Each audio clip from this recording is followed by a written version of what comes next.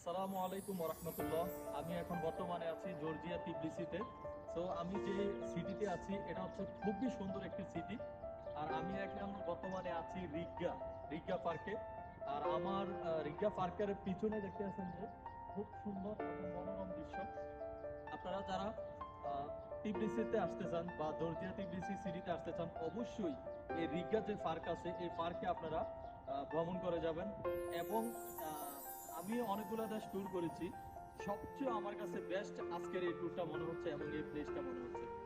So আমার বাংলাদেশ এবং প্রবাসী ভাই এবং বোনেরা, যারাই আপনারা সফরে আসতে চান, অবশ্যই এখানে আপনারা ভ্রমণ করে যাবেন।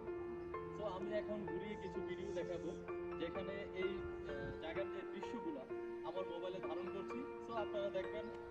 ধন্যবাদ।